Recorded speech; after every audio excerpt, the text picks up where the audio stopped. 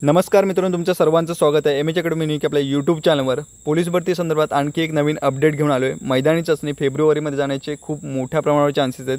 स्थानिक संस्थांच्या निवडणुका डिसेंबर जानेवारीमध्ये होणार आहेत। सुप्रीम कोर्टाचा अंतिम आदेश आलेला आहे। न्यूज बघूयात काय।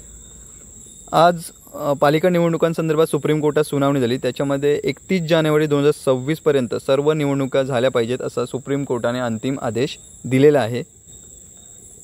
महाराष्ट्रातील स्थानिक स्वराज्य संस्थांच्या प्रलंबित सर्व निवडणुका डिसेंबर 2025 ते जानेवारी 2026 दरम्यान होणार आहेत। दिनांक 31 जानेवारी 2026 पूर्वी प्रलंबित सर्व निवडणुका घेण्याचे अंतिम आदेश सर्वोच्च न्यायालयाने दिले आहेत। आता पोलीस भरतीवर या निवडणुकांचा काय परिणाम होऊ शकतो ते बघूया। जर राज्य निवडणूक आयोगाने नोव्हेंबरमध्ये निवडणुकीच्या तारखा जाहीर केल्या तर पुढे लगेचच आचारसंहिता लागू होईल व ते मग निवडणुकीचा निकाल लागेपर्यंत, म्हणजेच आपण गृहीत धरूया जास्तीत जास्त 31 जानेवारीपर्यंत, कारण सुप्रीम कोर्टाने तसे आदेश दिलेत की 31 जानेवारीपर्यंत सर्व निवडणुका झाल्या पाहिजेत। आता दोन पॉसिबिलिटीज आहेत।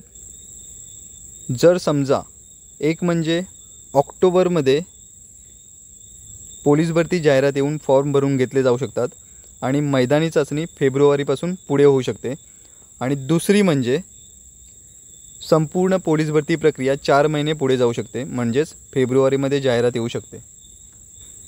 यापैकी सर्वात जास्त चान्सेस ती म्हणजे पहिल्या पॉसिबिलिटीची, कारण वयवाढ पण होत आहे, मुलांचे वयवाढ होत आहे आणि त्याचबरोबर निवडणुका पण आलेल्या आहेत। त्यामुळे या सर्व गोष्टींमध्ये निवडणुकांच्या तोंडावरती जर राज्य सरकार एवढं मोठी रिस्क घेईल असं वाटत नाही।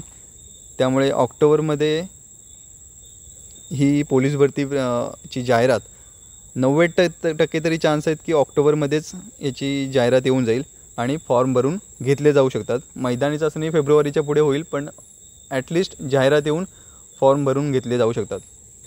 या दोनपैकी तुम्हाला काय वाटते ते कमेंट बॉक्समध्ये मला नक्की कळवा। पोलीस भरती संदर्भात मी प्रत्येक अपडेट आपल्या चॅनलवरती देत आहे। जर अजूनही कोणी चॅनलवरती नवीन असेल त्यांनी लगेच जाऊन चॅनलला सबस्क्राईब करा आणि बेल नोटिफिकेशन ऑन करा। धन्यवाद मित्रांनो।